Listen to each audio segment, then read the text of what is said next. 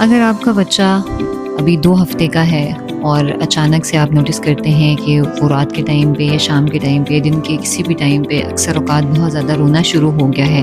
بچہ بہت زور لگاتا ہے، اپنے چہرے کا رنگ تبدیل کر لیتا ہے، مٹھیاں بھینچتا ہے اور ٹانگیں مسلسل پیٹ کے ساتھ لگا لگا کے روتا ہے، اس سب کے ساتھ بچے کو اور کوئی مسئلہ نہیں ہے، لیکن بچہ سو نہیں پا رہا اور بچہ بار بار اس درد کے ساتھ یا اس مسئلے کے ساتھ پیٹ میں آوازوں کے ساتھ اٹھ رہا ہے، تو کیا یہ بچے کے ساتھ کوئی مسئلہ چل رہا ہے یا یہ کوئی اور بات ہے؟ اس بارے میں ہم بات کریں گے. My name is doctor Iqra Amin. I am a paediatric surgeon and a paediatric physician as well. So یہ جو مسئلہ اکثر پیرنٹس کے ساتھ پیش آتا ہے اور وہ بہت پریشان ہو جاتے ہیں اس چیز کو لے کے کہ آیا ہمارے بچے کے ساتھ کوئی بہت پریشانی والی بات چل رہی ہے، یہ اس کو پیٹ میں درد ہو رہا ہے جس کی وجہ سے اس طرح کا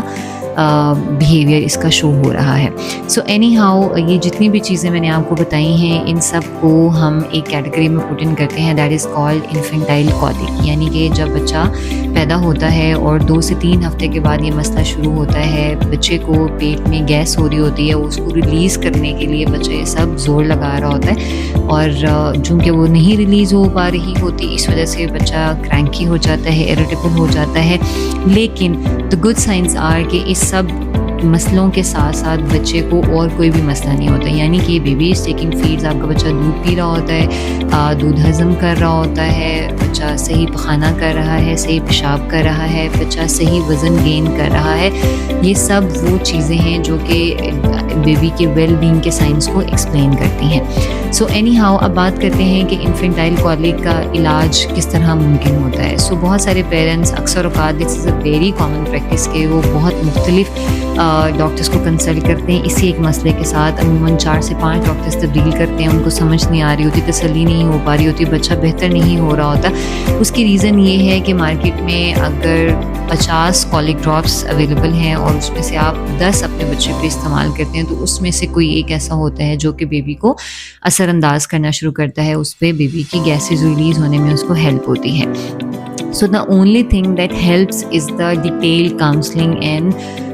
پیشنٹس کی اویئرنیس، یعنی کہ پیرنٹس کو اس چیز کے بارے میں گائیڈ کرنا کہ یہ ایک نارمل پروسیس ہے، یہ بچے کو اتنے سے اتنے عرصے یعنی کہ 2 ویک سے لے کے 3 منتھس تک، جس میں 2 ویک سے لے کے 2 منتھس تک یعنی کہ جو یہ 1.5 ہفتہ مہینہ ہوتا ہے اس میں اس کا پیک ٹائم ہوتا ہے اور 2 منتھس 3 منتھس تک یہ آہستہ آہستہ